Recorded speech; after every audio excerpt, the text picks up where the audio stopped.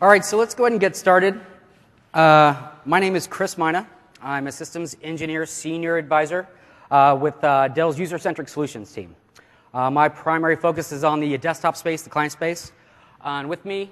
Hi, Mark Harrelson, systems engineer with Dell, enterprise tools, and primary focus is server OSD at the moment. Yeah. So what we're going to focus on today is how we're doing OS management inside of Dell. OS management for client and server in a Fortune 50 company. A couple things that we want to go ahead and kind of set the expectations on as we're talking, because it's going to lend itself to the presentation. This is what we're doing here today. This is what we're doing in our environment. It may not meet the needs of your environment. Some things you may decide to use, some things you may not. So just keep that in mind. This isn't definitely the only way of doing things. Also key to bring up is that we are an extremely self-service environment. When we say self-service environment, a user in HR on Monday can come in and say, I've got an XP box. I want to move to Windows 7. We completely allow the business to go ahead, we empower them to go ahead and be able to bring down that image without any IT touch. So what do you have to do? And man, this is loud. So what do I have to do to go ahead and enable that? Three things specifically is what we're always keeping in the back of our head whenever we're imaging or creating a solution. First off, it's got to be intuitive, it's got to be informative, and we have to make sure we're protecting the end user environment. What do we mean by protecting the end user environment? Specifically, what we're saying is that we want to make sure that we're not going to put that user in a position where they trigger an image or something along those lines that's going to put them in peril. So we want to make sure that they're in an optimal state to go ahead and receive that image. So let's go ahead and dig in here. First thing we're going to talk about is your reference builds, or actually strategy. Let's not get too far ahead of ourselves. Image strategy, these are just things you're going to have to go ahead and make decisions on before you take step one in creating a OSD task sequence. In our environment, we actually use one global image per OS and architecture globally. Definitely only want to have one image that you're going to have to maintain when you have a new package that you have to include. We have this saying that we use. We have one global image process that we use for all 150,000 of our clients, but we have 10,000 different outputs. We're going to show you a little bit how we actually go ahead and execute on that. Next thing is going to be your image release cycle. So inside on the client space, we have a 3-month or a quarterly release cycle that we provide new images to all of our clients. Pretty aggressive, but we are a tech company, so we have a lot of things that are introduced pretty quickly. So that 3-month release cycle really works well for us. And we do the same thing on the server side. We actually have meetings with the server engineering team to just have a checkpoint and see if we're okay, and then go from there. Yep. Next thing are the deployment methods. So we actually use 4 different deployment methods internally. We have the build is kicked off from Software Center, which is synonymous with RAP from 2007, which is of course with the operating system loaded. We have a bare metal build, which is exactly what it sounds like. You're using media to go ahead and boot back to your config manager environment and kick off the image process. We have what we call a remote media build, but you guys might know it as a full media build. Exactly, again, what it sounds like. We're actually putting the bits on a DVD and allowing that end user to completely build that system off the corporate wire. Then the fourth is what we call a factory build or a pre-stage build. This is, in essence, a method in which I, as a corporate customer, I've configured my task sequence in Config Manager, and I give that to my PC vendor, and I'm having them apply that in the factory. So I have zero, they're consuming my image, and I don't have to actually send that to a staging location. I can actually have it go from the factory directly over to that person in HR that ordered the system. Yep. Not as many options in the server environment. We use the bare metal. And then for new sites that are coming up, we also have a remote media build, which we typically ship right now on an 8 gig USB. Mm-hmm. The other thing is, what architectures are you going to support? So we actually offer 4 different images internally to Dell. We have an XP 32-bit, Win 7 32-bit, 64-bit, and we're now actually working with a Win 8 64-bit as well. We've completely dropped support for Vista at this point. When we were going through our Windows 7 deployment, what we really wanted to do was only offer a 64-bit operating system. 32-bit emulation was working well for us. A vast majority of the applications worked, but we ran into some issues where we actually had to offer both because we had one major line of business application that flat out just wouldn't work in a 32-bit emulation mode, so we actually had to offer both. But as we're moving forward with Windows 8, we're definitely, with the hardware standards that PC vendors are sending out, 4 gigs of memory, unless you're using a 64-bit operating system, you're not fully leveraging that memory space. So with Windows 8, we're definitely focusing on only offering a 64-bit. Right, and in the server environment, we've pretty much standardized on 64-bit for all the 2K8 builds and 2K3. Unfortunately, we still have a 2K3 x86 build. So let's talk a little bit about thin, thick versus a hybrid. So I think we all probably know the difference between a thin and a thick. Thin, just the operating system and patches. Thick, put everything underneath the kitchen sink in your image, capture that thing, and that's your image. And then you've got a hybrid scenario, and we're going to talk about that. We actually use a hybrid scenario inside. Let's go to the next slide. Let's see, a hybrid scenario. So what do we include in our image? So we mentioned that we have a 3-month release cycle for our image.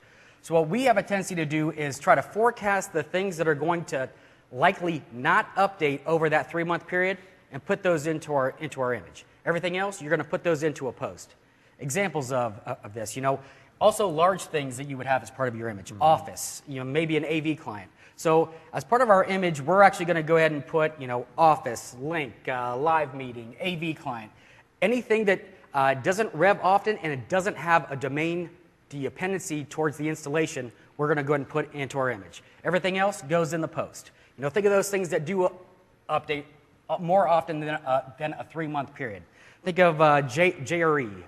Think of Flash Player, Adobe Reader. These things rev all the time, and we want the manageability, so we want to make sure we're going to go ahead and put those in our post action. And it's the same on the server side. I mean, we run pretty light. We put the AV client. For the 2K3 stuff, we go ahead and install .NET and install PowerShell. In fact, I'll tell you what, why don't we just go ahead and take a look at one of our reference builds real fast. We'll come back and we'll talk about the boot images here in a second. So here's an example of our reference build that we're using internally. We do use Config Manager for both our image distro and also for creating our reference builds. Lots of pros and cons in relation to this. Some people like to use an MDT environment. The only reason why we really decided to move forward with Config Manager is just because I don't want to have to maintain different packages in 2 different environments. If I've got a JRE package, I want to be able to leverage that from my Config Manager environment. Nothing earth-shattering here. You see we've got, our basic OS installation steps, some of those core pieces that we're going to put into our image. It's just in our build process. Coming up with this scripted build process really helps you out in relation to, when you do have a quarterly update. I mean, we have what we call a set it and forget it scenario here. I mean, when something new comes out, I need to include a new version of Silverlight or something. I can just go into my task sequence, put it in, kick off my reference build process. I come back a couple hours later and my image is captured and it's ready to be sent out to the DPs. Yeah, it's very nice. And on the server side, we actually respin our 2K3 builds every month. So this speeds things up. Let's come back over and talk a little bit about your boot images. So, and we're going to talk a little bit about, boot images in a reference build versus your corporate image. So typically if you're going to be doing a scripted build, which is what we do internally every 3 months, you have to have a separate boot image per architecture for those images that you're going to provide. If you're going to have a 32-bit Win7 reference build, you need to have a 32-bit WinPE environment that you're going to go ahead and leverage. Not so much the same when you're deploying an image. Keep in mind that only is true when you are using a scripted install. You are using an install package scenario.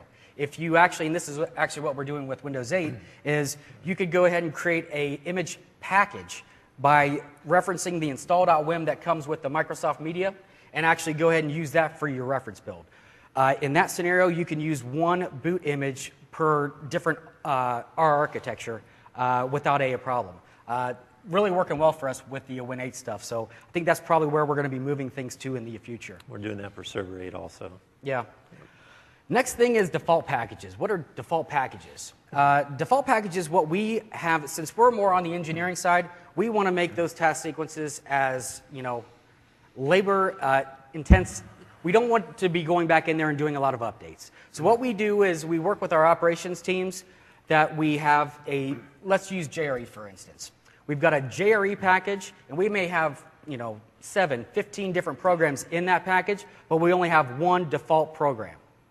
That default program is our Dell standard. So what that allows us to do is when my operations guys decide they're going to go from 160.32 to 1.7, all they have to do is just go ahead and change the command line in that program, and my task sequence is automatically going to go ahead and consume that, and it's going to get that latest version. And of course, the last step, this is probably a common sense, but build these things in VMs. Take the drivers out of the equation. You'll have plenty of time to deal with drivers when you're working on your corporate image. We actually use a Hyper-V environment to build up our reference builds, but it's definitely going to take a lot of the complexity out of the equation. All right, drivers, everyone's favorite subject. So drivers, we actually use only 2 driver packages for our Windows 7 and, well, soon to be Windows 8 internally. We have a laptop driver package and a desktop driver package. Some environments like to use, a specific driver package per model. Really, that's just all going to tie back into how many models you guys are going to be supporting. Internally, we support about 60 plus corporate class systems with our drivers. So in order to get rid of a lot of the duplication that you may have in, for instance, let's say a latitude line, you may have the same video driver between several different models. Being able to go ahead and rationalize that driver package, get rid of the duplicates, and apply those really saves us time and space. Let's talk a little bit about raw drivers versus drivers with applications. What does this mean? So we all know Config Manager only brings in raw drivers. Which is great, for a vast majority of your devices. But what do you do for those scenarios where maybe you're using a broadband card or Bluetooth? Especially on the broadband side, these are things that you need to be able to connect back into your corporate network. So you want to make sure that you're including that as part of your image process. And what we'll show here in a minute is being able to leverage the WMI checks as part of a task sequence to go ahead and install that. We'll take a look at that here in a second. One of the cool new things with Config Manager 2012 is this idea of single instance storage. I'm sure a lot of you guys are already aware of this, but it's in essence allowing you to go ahead and make sure you don't have duplicates of content out on your DPs. In essence, you could go ahead and, when you're creating a driver package, point over to a parent folder. It's going to traverse that, import all those drivers, and not make sure that it's bringing in the same driver more than once. This is kind of a cursing and a blessing. So I didn't mention, I kind of skimmed over it. You've got the apply driver package, and then you've got the auto apply drivers. Apply is saying, hey, here's a set of drivers, go and apply this to the operating system, or not to the operating system, to the driver store before mini setup runs, and consume that as part of the mini setup process. The other process is, hey, I've got the whole bucket of drivers here, do verification and determine what drivers I'm going to install. We actually use the apply driver package.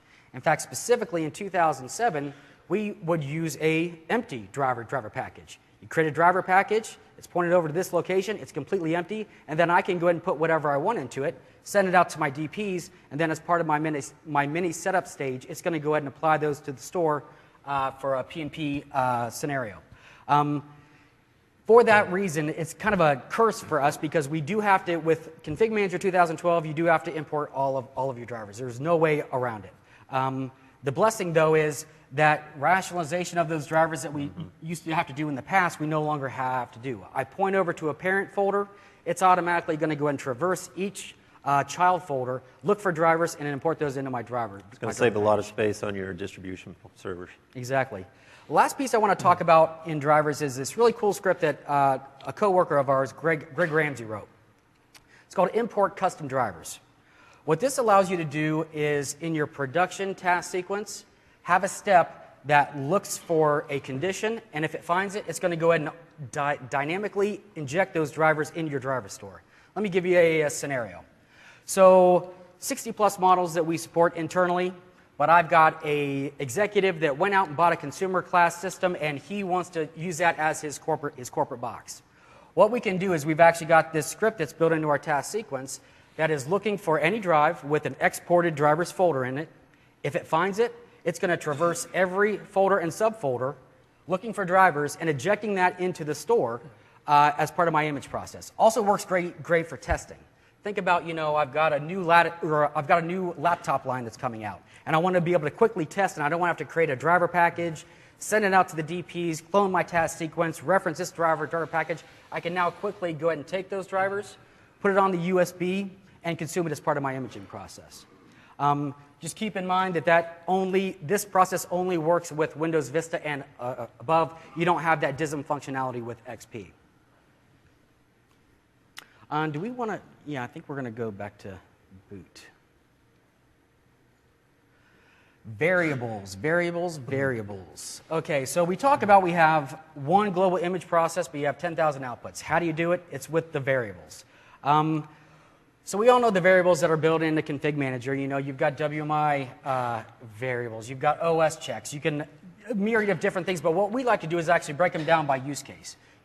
What types of things are you going to use in a task sequence to execute on what you need to do? So we've got 4 different types. In fact, we're probably just going to come over to the console and we'll talk about each one. First type we're going to look at is going to be a build variable. Take a drink of water. Wow. So we see here a build variable is in essence just a, when I'm doing a remote media build or a bare metal build, or I kicked something off from config manager, I may want to go ahead and execute certain steps or not execute steps. So I can actually go ahead and use the built-in variable for, what is it, SMS TS client, or wait a minute, that's the wrong step. Where am I here? Let's go to our production. That's our issue. There's a reference build. Yep, don't want our reference build. Let's scroll up here and look at this disk part command. So we see examples here of steps that we decide to run or not run in our task sequence. In this scenario, we know that if we've launched this image from Software Center or we're doing a OEM pre-stage, we don't want to run this step. Of course, you can see how you could use the same thing in relation to your remote media builds or your bare metal scenario. For maybe your remote media build is, okay, I went ahead and I triggered from a full media scenario. I'm going to put my remote domain join package on the client as part of that image process. Next type is going to be, in fact, let me get back here to my notes here because I want to make sure I cover because we got a lot to cover here, is going to be the model-specific things. Now, I'm sure any of you guys that are probably using OSD today are probably using some type of model check. In essence, this is just a WMI conditional. Let's take a look at one. Scroll over here a little bit so we can see it. So yeah, I mean, in essence, what we're doing is just querying WMI, pulling the Win32 computer system.model, and if it contains these values, then I'm going to go ahead and apply a specific driver package. This is what allows us to go ahead and use those 2 driver packages for our laptops and desktops and apply the appropriate one. Just going to mention right here, we also leverage chassis type on the server side. There are certain instances where you want to install something on real hardware, but you don't want to install on a VM. So we use, like in our case, it would be a Power Edge. If it's Power Edge, then you do this. If it's not, then you don't do that. Next one is what we call an error handling variable. Imagine a scenario where, in fact, this is kind of a little bit different between the client and server space. I'll tell you how we do it on the client space first, but let's say that in my task sequence, a vast majority of the things that I have in there, I don't care if something failed. If this build didn't get the latest version of Flash Player, for instance, or Reader, I'd much rather go ahead and remediate those things after the fact, but there are steps in my post-action that I do care about. What types of things? Think of scenarios where you've got something that allows connectivity back into your network, like a remote access, your VPN solution. Those things that if they do fail, I want to make sure I'm capturing that. I'm still allowing the task sequence to go ahead and continue on with the next step and get a more complete build, but I want to know if those specific task sequence steps failed. So in essence, we'll see an example of this here. We have our remote access solution that we're installing. The next step is just going to do a check of the previous step that we ran, and this is a built-in variable to config manager. Just check the SMS last action return code, and if it's a failure, then we're going to go ahead and we're going to execute this step, which in essence creates a task sequence variable called critical fail. Critical fail exists. It's going to go ahead and continue on with the task sequence. But as I get down here towards the end, I've got my gather logs here, and it's got the same lookup. If I see that the critical fail is equal to false or true, we're going to go ahead and run these steps. In essence, what we do here is we copy the SMSTS logs up to a network location. We're going to go ahead and do a send mail, which is just a, part of any of the script packs, but just send an email over to maybe the engineer or our service desk guys to let them know that, yes, this build failed. We're probably going to have to go back and do some remediation. Yeah, and on the server side, we're a little more rigid. If we have an error, we fail the build right there. Take a look at the logs, remediate the issue, and basically re-image the box. We need every server to be in that standard configuration so that it'll pass the pre-production audits. Yep. And the fourth type that we have is what we call a hardware specific. We mentioned that scenario where we can apply a raw driver as part of our applied driver package, but what do we do for those scenarios where we have the mobile broadband card that has application and driver? Especially for those things that allow connectivity back into the network, we need to make sure that we're addressing those as part of our task sequence. So here we'll see an example of what we're doing with those types of things. So we have as part of our task sequence, we always have a broadband installation step. And what you can do is, this is again just a WMI query looking for Win32 PNP entity. And if I see this PNP identity, I know that this device is installed, and I want to go ahead and install the driver and the connection manager software. You could use the same scenario for things like Bluetooth, anything that would actually require both. Definitely something that we heavily leverage internally to get both those applications and drivers. Did I miss anything, Mark? I think I got it all. I think so. All right, let's go back to the slide. Let's go to the next one. We just did the driver package demo, so let's get past this. So let's go on to boot images. What do we do for boot images?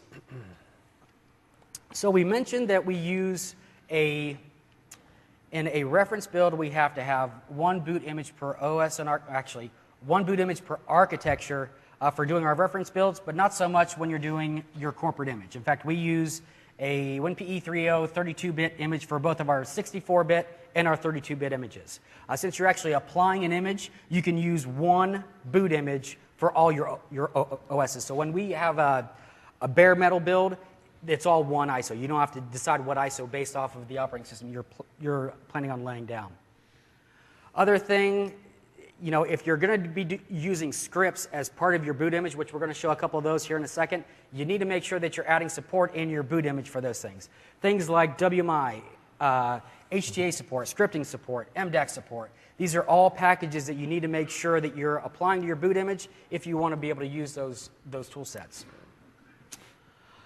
Drivers. I can't put it any other way. Just keep it simple in relation to your drivers. We see, we talk with a lot of customers and where they'll try to go ahead and put a mass storage and a NIC driver for every model that they support. Oftentimes, the drivers that are built into the WinPE environment are going to work, or you've got drivers that are already in there that are going to work across a myriad of different models. For instance, we have 60 models that we support inside. We have less than 10 drivers that we put into our boot images, and a lot of those are really one-off devices like USB NICs or USB 3.0 drivers. Yeah, I mean, you don't really need to go crazy. You can also use your F8 support to determine whether or not you have access to the file system or access to the network. But definitely want to keep it simple just so you don't have to go back there and update a lot of drivers. Right. And on the server side, we support about 20-plus models internally, and we have probably at about around 5, maybe a little bit more, and mainly those are mass storage on the server side. Yeah. A new functionality with Config Manager 2012 is this method in which you can go ahead and create a package and have it automatically just go ahead and create a share. So previously with 2007, when we had our bare metal disks and our remote media disks, we actually had to go out, create a share on each of our Config Manager servers, stage this stuff out, and it was a pretty manual, laborious process. They've got a new functionality built into the package properties in Config Manager 2012 that allows you to go ahead and copy the content directly over to that to a share. And like in this instance, we have an images $share, and that content will automatically go ahead and get shipped out. It just makes it a little bit easier, a lot less steps that we have to getting our ISOs out to each one of our config manager servers. And of course, why do you want to do that? Well, I don't want to have someone from Malaysia come all the way back to Austin to go ahead and pull an ISO. I want that on that local server to save the WAN. And one last thing, don't forget your USB 3.0 drivers. So Win7, WinPE 3.0, they have no native support for USB 3.0, and a lot more devices are now coming with USB 3.0. So if you're going to be using USB flash drives to kick off your image process, or maybe an optical drive that's external, you're going to want to make sure that you include that as part of your boot image. In fact, you know what? Let's come over and take a quick look at a boot image.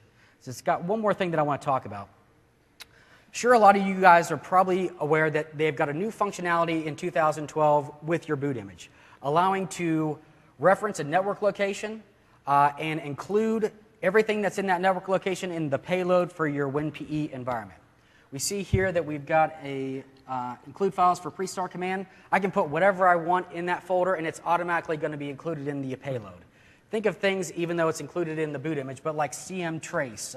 Maybe I've got a custom HTA, like in this scenario, or any other tool, maybe something to modify the BIOS. You can actually go ahead and put those into your environment without actually having to go back to the old school way that we had with 2007 of taking the boot WIM, mounting it, putting it down in the file system, committing it, unmounting it, and then sending it out. They've made it a lot easier. It's nice. And we've also got the step here where we can enable a pre-start command. This is, in essence, a command that's going to be triggered at the beginning of the boot process. So before I even see an OS selection screen, it's going to go ahead and trigger this HTA. You see it's actually putting over to a specific location. This functionality that's built into the console is always going to put these files into this X, SMS, PKG, SMS 10,000 folder. The key and the reason why I bring this up is there is no mapping that you have in that boot environment that will allow you to go directly over. So if you're going to be running a script, you want to make sure that you're putting the full path in. If I couldn't just go ahead and call unknown systems.hta, I have to have the full path. Keep that in mind too, that if you're trying to launch CM trace or something, you actually have to navigate to that path. I think that's all I have on boot image. Let's come back here to the PowerPoint. All right, pre-executions and pre-qualifications. So this is an example of what we use internally for our bare metal builds, our remote media builds, and our factory builds. The example on the left is what we call a pre-execution. End user comes up, they select their location, and it's going to set what we call the big three. The big three variables that are going to allow my task sequence to complete. They select Austin, it's going to go ahead and set their domain name, their domain OU name, and their time zone. You can also do specific types of things, and like in our environment, in our pre-execution, on some of our systems we have a third-party disk encryption solution that doesn't allow access to the file system in a WinPE environment in an unattended fashion. If I actually provided a PIN and so on, I could get access to the file system, but it's not something that I can build into a process. So we can actually go ahead and determine whether or not that disk is encrypted. If so, maybe just do a disk part clean as part of that process. Why is that important? Well, keep in mind that in those scenarios where your task sequence and your media have a different boot image or a different boot image version, it's going to go ahead and try to pre-stage that boot image down on the box before the task sequence starts and it kicks off the disk part. So this was something that we actually had to go ahead and put in to make sure that if we found those disk encrypted boxes, that we run the disk part to destroy the file system. Example on the right is what you would get, what we call a pre-qualification. This is what you would get when you go into Software Center and you kick off your Win7 image. It's going to go ahead and surface this. This is what we talk about being able to protect that end user experience and make sure that they're not triggering an image when they're in a non-optimal scenario.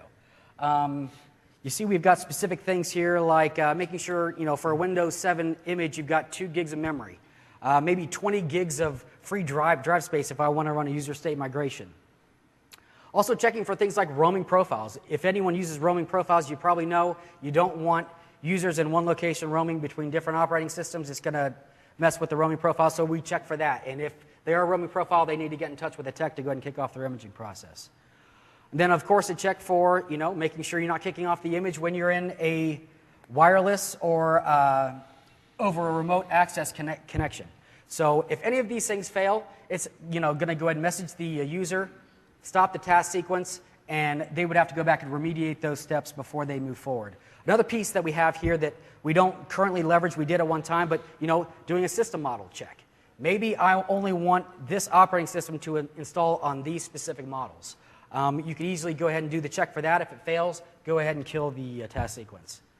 A couple other things that we include with ours is the ability for the user to go ahead and skip the user state migration. In some scenarios, just because they kicked the build off from Software Center, they may not want all the data. They may want that quick imaging process. So we allow them the ability to go ahead and select the option to go ahead and skip the USMT. And then this other piece is really important. We have a link here for our application compatibility list. So this allows the end user, before they kick off that image process, to go in, check to see what applications are compliant with the Windows 7 64-bit build, and if their application is on that list, allows them to go ahead and cancel out of the task sequence before moving on to the new operating system.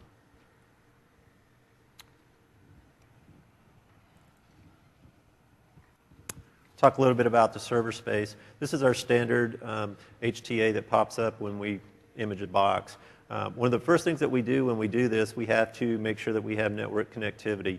So what we try and do is we try and get out on a DHCP address. If we get that, great. If not, then we pop up a dialog box and say, hey, you're going to have to enter a static IP. So you go ahead and enter your static IP information, hit validate IP. We have a script that actually goes down and enumerates through the NICs, and it sets that IP information on each NIC and tries to get out. If it can ping our management point, we're good. If it doesn't, it clears that one, goes to the next one, and we keep trying until we hit one where we can actually get out.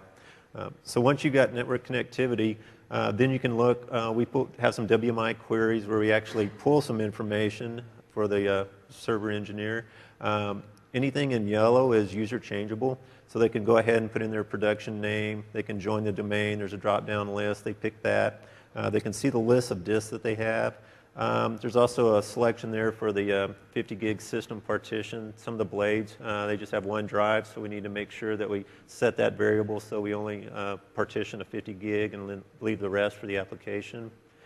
They also select the location that they're imaging from, and when they do that, it goes ahead and pre-populates the DNS and WINS entries, and it also sets the OU that the server is going to join.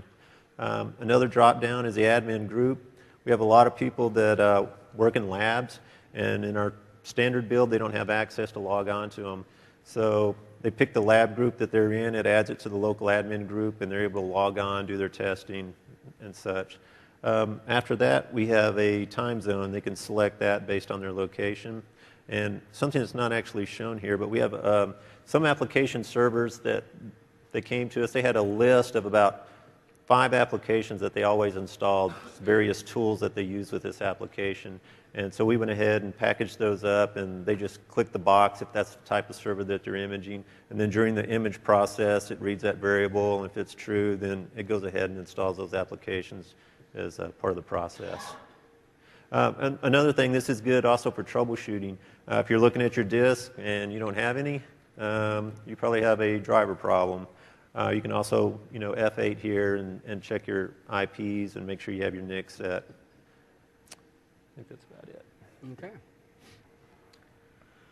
So we've mentioned what we do today with the client and server space in relation to pre-execution, pre-qualifications. I want to talk briefly about where we're moving.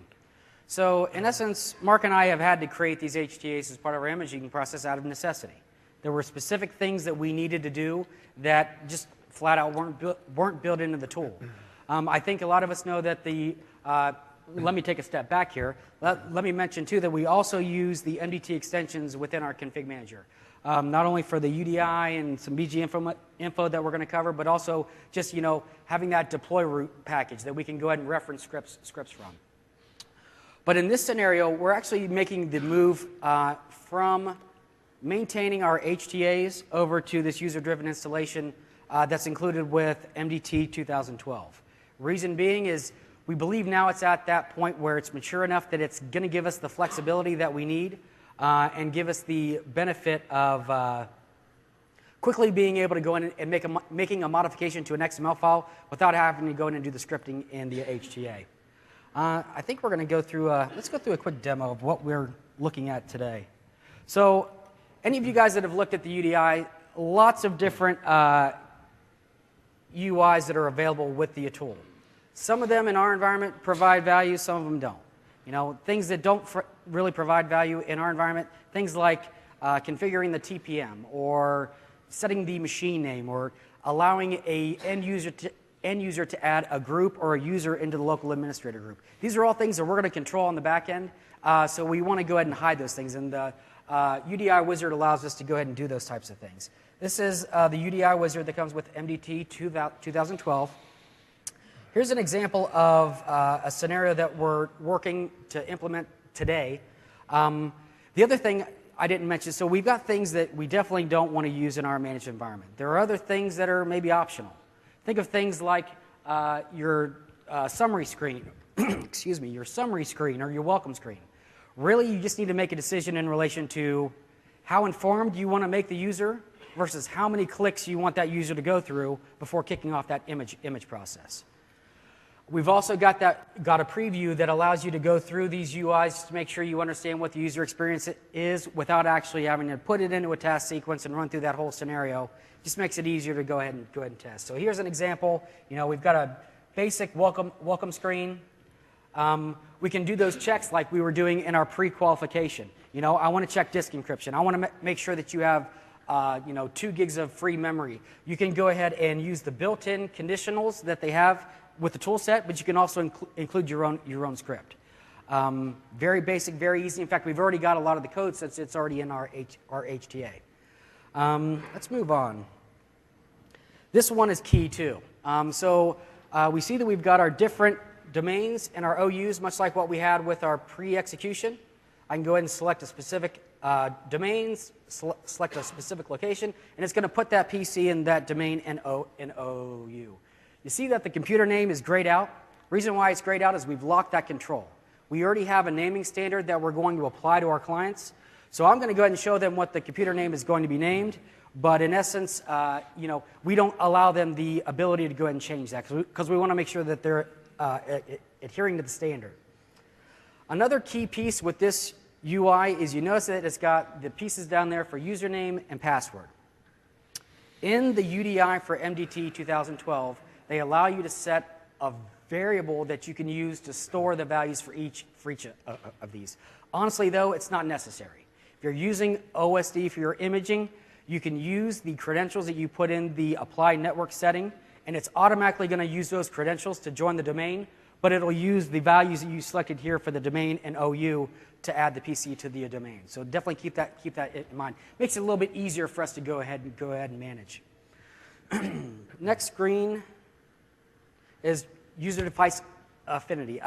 Being able to go ahead and say, yes, you know what, this is Chris minus PC.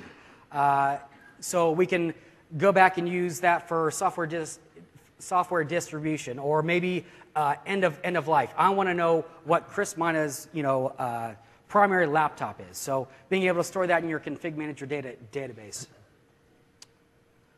Next one is pretty basic, same thing that we had before. Being able to set your keyboard layout, your time zone, based off of what the user wants to set. I mean, this is really great too because now it's not tied to a specific location. I can set a keyboard layout based off of the hardware platform, but maybe I'm in Austin, but I'm based in Malaysia. I want to set my time to a Malaysian time zone. So it just gives you a little bit more of the flexibility that we're looking for. This next piece, I thought I actually had some software titles in, but I don't. But in essence, this is your optional software. This is going to be what allows you to select applications that may not be as part of your standard image that you want to include. Let me give you a couple of scenarios. In fact, let me give you a use case even better. So we approached our business a while ago and said, you know what, we've got this imaging process. We know what location we're going to be adding these PCs to. So let's say if a user selects Paris, France, we'll just go ahead and install the French MUI pack. Turned out the response we got back from our business is, well, we would prefer you not go ahead and enforce a MUI.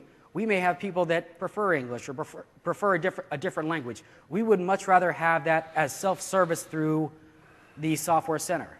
This allows us to actually, instead of actually having a separate step where we have to image the box and go in a software center and install a MUI, they can actually just do it as one process. So they can install a MUI or any other tool set. Think also, of those role-based install types. I'm in marketing, I'm in sales. I want to get these applications. You can go ahead and select those specific applications, and it's automatically going to install those as part of your image process. Just keep in mind that this isn't going to work in those remote media build or pre-stage factory scenarios because you don't have access to your infrastructure. And I think that's pretty much it on UDI. Okay, and on the server side, I mean, the server deployment team, the feedback I've gotten is they don't want to click through all these screens. They'd rather keep the HTA, have one single pane, they can look, do everything there, and continue on. I mean, if at some point where the UDI was easy to customize and we could put everything that we needed, on one pane, then it's probably something we'll look at. Yep. One of the things that we do, we use BG Info to display certain status messages in the background during the progress of the install. There's about 4 phases. It's just a quick way for the engineer to determine the status on where the build is. We have an image install, set up windows, post install, and then at the end it's going to be a success or failure. And I think we've got a little... we want to go next? Yeah, we'll do that. So this is an example of our success and failure screens. If it's successful, there's some information about the server, but we also pop up this dialog box that says the image completed successfully, and that's going to be persistent. It's going to stay up there. Our guys, they image multiple servers all over the place, and a lot of times it'll come back, if it completes successfully, to be back at a Control-Alt-Delete screen, and they don't know exactly what happened, if it's good or not. And the same with the failure. If it fails, we want them to know that, so it's going to sit right there until they actually click on it, and then we'll investigate, what the failure is at that point.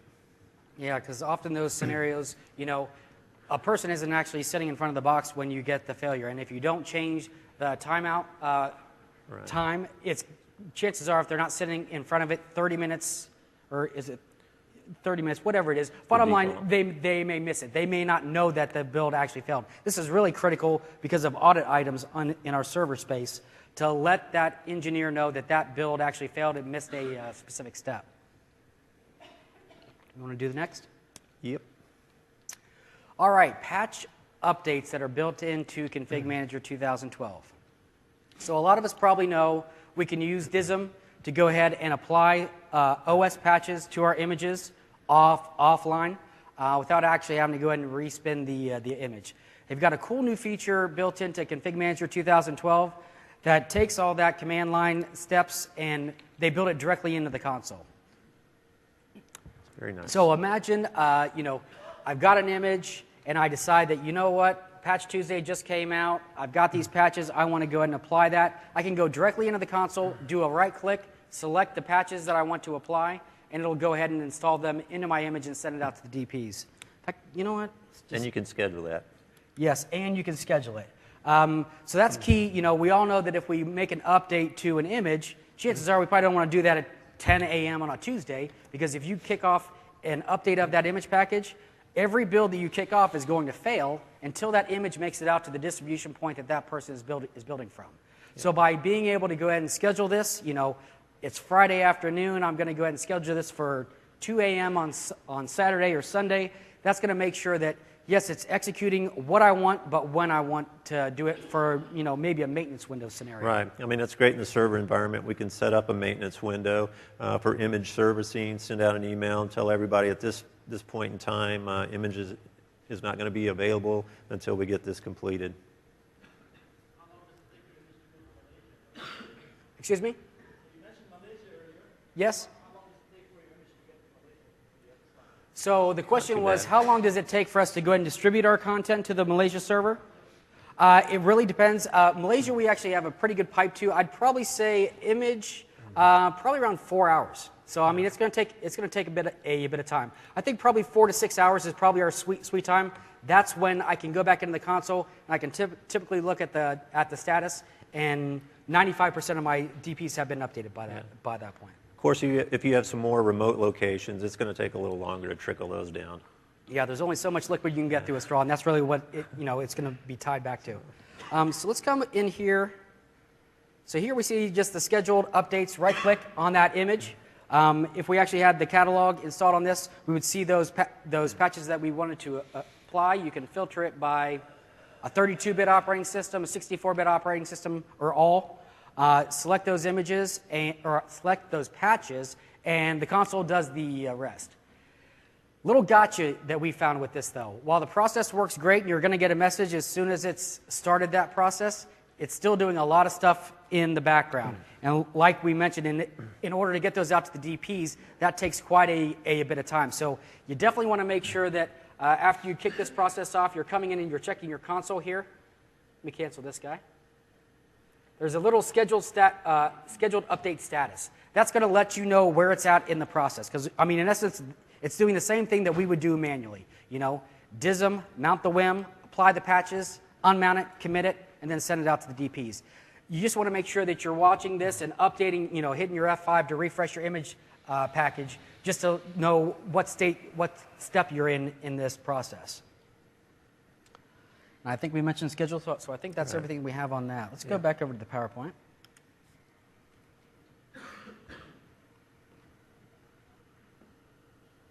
Okay, we'll talk a little bit about this Linux CentOS build, and you can get my task sequence up here in a minute.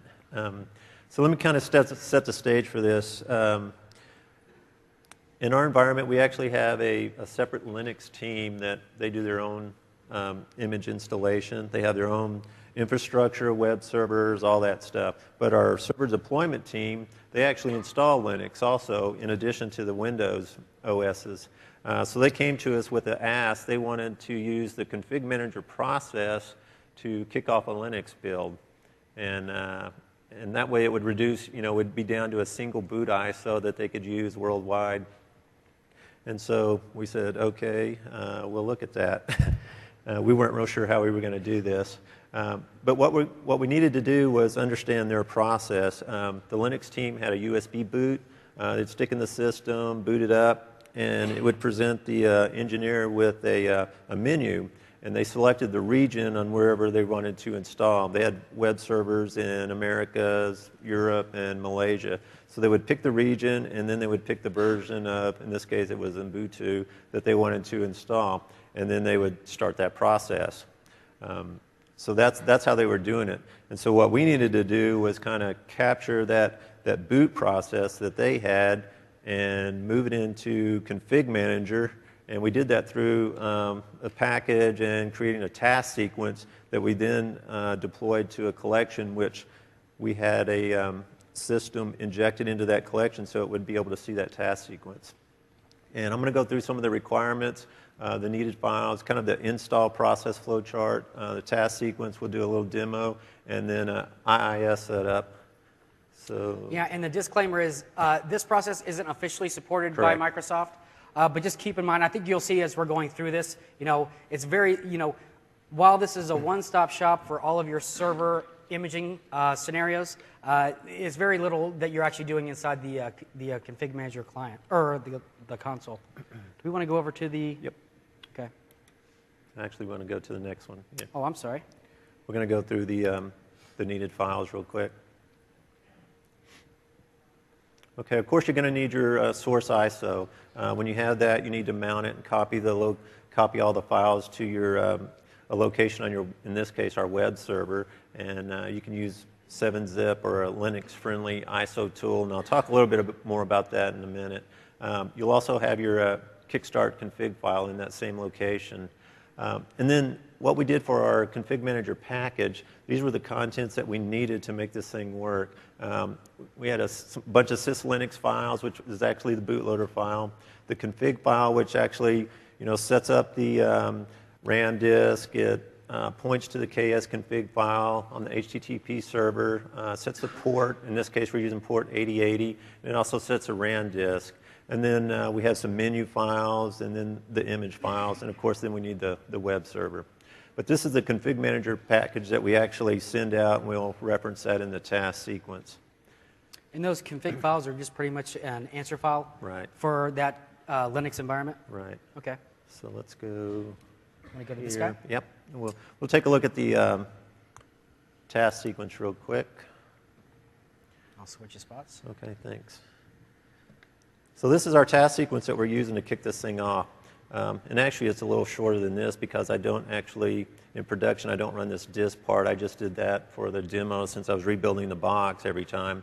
But the first thing that we're doing, we're going to format and partition the drive. We need to create a FAT32 file system, and in this case, we're doing a 500 meg partition. And then we come down and we copy all the source files, which were basically the ones that I had talked about earlier. We just do an X copy and put them in the C drive. And then we come down to setting the bootloader parameters at this point.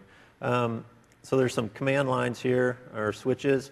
So this -M, we set the, it's the master boot record, and then the -A, we make it active. -F is we force it, and -D is the destination of the syslinux config file. We just have to point to it.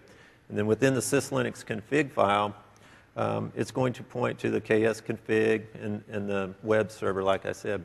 So what's going to happen is we need a reboot after this.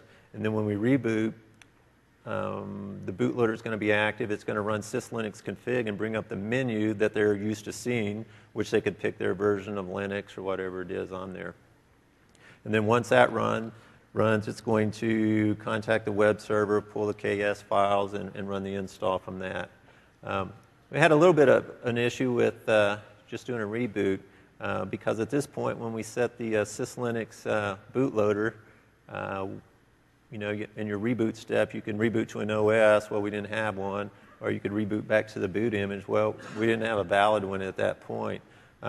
So the X drive is still available, so we went into Windows System 32 when we ran the WinPE util and then did the reboot flag on it. And so we could cleanly exit out of this task sequence. If you tried one of the other ones, you know, it would throw up an error and you would be failed at that point. It would say, you know, error task sequence, couldn't do this, and you were hosed at that point. So with this method, we actually exit out of the task sequence, and at this point, we're through with Config Manager. Its job is done. It's got everything down. It's set the bootloader, and at this point, it's all up to the syslinux stuff. So let's go over to the demo.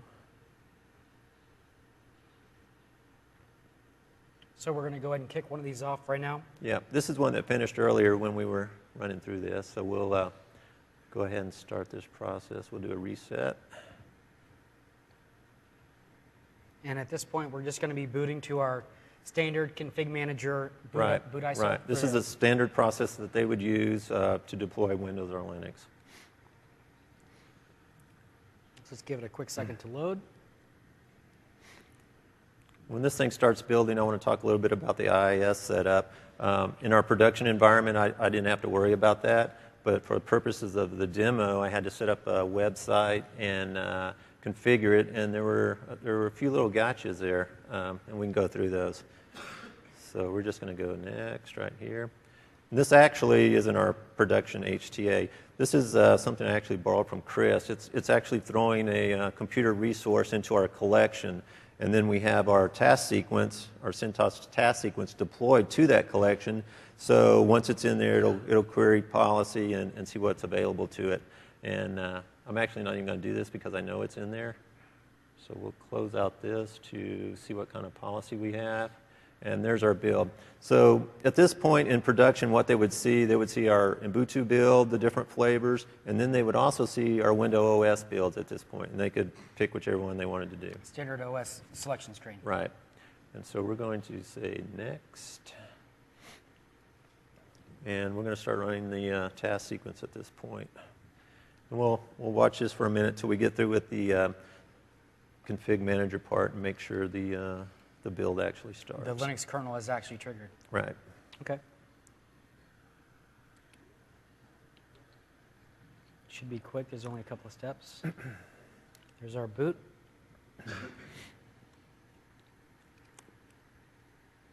And this is the menu that they see. In production, of course, they would have their regions and then their different versions that they could pick from. So in this case, we only have one, so we're going to go ahead and kick that off.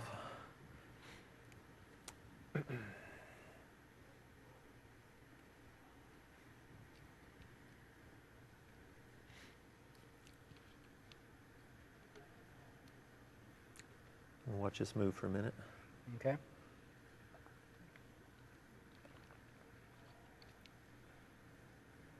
All right, setting up the Ethernet.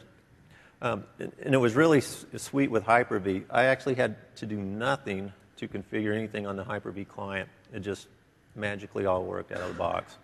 So that was really nice. Yeah, let's flip back over to the PowerPoint. I want to talk a minute about the... we actually went through that already. Let's see. I think we still need to go through it. I think I talked to it already. Okay. So we want to go to the IIS setup. Is it a previous slide? Should be after that. Okay. Keep going. Keep going? The other way, yeah. I'm going. Maybe it's not on the one we uploaded. Perhaps. There we go. Okay, no, that isn't it. Yes, it is. Okay, so what I had to do here, I had to create a new website on the, I actually did it on the config manager site that we have running here. Set the port to 8080. You have to enable directory browsing, and you can confirm that. There's a little hyperlink over there. You can browse. And then you're able to see all the files that you mounted and copied over to that source location, along with your Kickstart file. And then you had to add these mem types. I knew nothing about this when I started, but I found out fairly quickly that you have to have these. So you have to have all these extensions added, and then you also have to enable the double escape character to equal true to make all this stuff work. When I first started, let's go back over. No, actually, let me just go to the next one. When I first started and set it all up, you know, it kicked off, started working, but it tried to actually go look for the ksconfig file. Give me a second. Okay. There we go. And this popped up. I went, whoa, what is this? And it's pretty self-explanatory. It didn't have this KFC file, wasn't defined in my mem map. So I had to go in there and define that, like in the previous slide showed, all those different types that you have to do. Of course, I thought I had them all in there, but I didn't. So we can go to the next slide, and I'll show you another error message you'll get if you don't have that in there. For the RPMs, it'll come up with this error message if that's not defined in there. And then I got another kind of weird error that I'll show you. And this one was kind of weird. You know, it said it failed, and I could actually browse to that location and see that file. And it took me a little while to figure it out what it was. But when I mounted my boot ISO, my boot source, I used virtual clone drive. I mounted it, copied it over there, and it looked good. But then I got to looking at the boot after it was mounted from my Linux expert. He was helping me look at it, and he goes, "There's no file extensions on the one that you have." So it turns out that virtual clone drive was not Linux friendly. So you need to use something like 7-zip or something that's Linux friendly to get those. And at that point, you might want to flip back to the build, and we'll see how it's going. And we're still going. We're installing the packages now, so the build is on the way. We still got a little ways to go, but that's what we did to satisfy that request from the server team. So now they have a standard way to install those Windows and Linux builds, and they only have to have that one boot ISO, which they could use USB, or they can use virtual media to attach that if they have remote access controllers.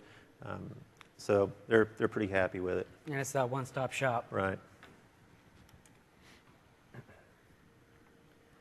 So let's move on to migration.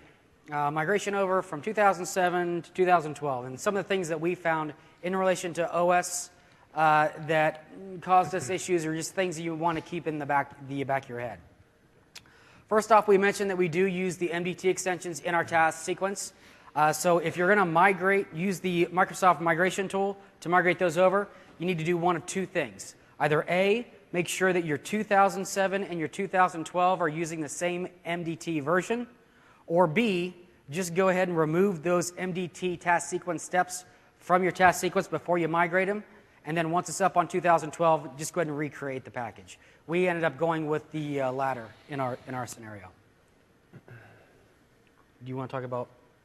Oh yeah, and so in the servers, when I was going through that process to import my task sequence, I went through and got all the obvious ones, but things still failed, and so I actually had to go to the log file to take a look at that. You can check out this the MIG mctl.log, and it'll show you the migration status of everything that you're migrating. So it was pretty easy to go in there and find out that I had some server roles like SNMP and IIS and .NET that I needed to remove, and then migrate it, and then add those back.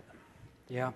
Another thing that we found when we migrated using the tool is for task sequences that were migrated over, there's a checkbox that doesn't get checked that is typically there by default when you create a new task sequence.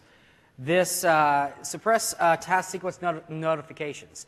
When you migrate a task sequence, this is unchecked. If you were to just go into the Config Manager 2012 console and create a task sequence, it's automatically checked. So it may not be a big deal for a lot of your environments, but since we're very self-service, like we talked about, we didn't want those users to get a notification in the system tray to pop up every time we implemented a new image. So this is definitely something we wanted to make sure with every task sequence that we migrated, we went ahead and went back in and checked this checkbox. Right. The only pop-up our users currently get is for the security patches. Exactly. Yeah. The other thing is this MIG mctl log. This is the master log for the migration tool. You know, if for some reason something fails or a piece doesn't execute, this is the first place you want to go to try to find out where that error exists. You know, was it a specific package? Was it a task sequence? Was it a myriad of other things? But bottom line, go and check that log if you do run into an error. Other thing is, you know, for your migration, this is pretty much goes without saying, but you know, if you have a direct dependency or reliance on third-party hardware or software solutions, extensions for your console, you probably want to make sure that those are compliant with 2012 before moving forward. Typically, a lot of software and hardware vendors, they're going to make their tools compliant with Config Manager, typically what? 30, 60, RTM plus 30, RTM plus 60, 90. So if you have a direct reliance on those, you want to make sure that you're checking with your vendors to see when they're going to have those available. Next thing, the boot images. The migration tool does not migrate boot images at all. So just keep in mind, put this in as part of your plan. You're going to have to recreate all of your boot images in 2012. Also, since it doesn't migrate the boot images, it's not going to have any of the customizations that you may have had in your boot image. So make sure that you're including that as part of your plan as well. The next piece is the Config Manager client doesn't install, of course. You know, you've got a new version. When you run the migration tool yes, it's going to create a new Config Manager client install and reference that in the task sequences that you migrate over. The key to remember, though, is if you're doing something custom in your Config Manager client install, you're going to want to migrate those pieces over because it's using a completely different package. Think of those scenarios where maybe you're using a hotfix variable to go ahead and patch your client or something of that like. Just make sure that you're including that as well. Next thing is a cool feature of Config Manager 2012. So they now have the ability that when I migrate, and in fact really works for any task sequence, but you can actually do a right-click and send to all DPs. What does this mean? Well, in essence, what this allows you to do is, okay, I've migrated a task sequence over. It's got all these references to packages. What I can now do, instead of actually looking for each package that's referenced, making sure it's out on the DP, I can actually go into my task sequence, right-click, say distribute content to all DPs, and it's going to send every package associated with that task sequence out to the DPs. So definitely a cool little feature. I mean, I think we've all been in that scenario where you get the package blah, blah, blah could not be, isn't on your distribution point. This is going to give you a much easier method to make sure that those are out on the DPs. And then the last thing is the DP groups. We all know that we had DP groups in 2007, but with 2012, they put in a cool little feature where if you deploy content to a distribution group, for instance, we use a OSD-only distro DP group. what we can now do with Config Manager 2012 is actually monitor the status messages just for those DPs when I'm distributing the content. So, you know, I just sent out a new version of JRE, and I want to be able to just monitor those DP groups.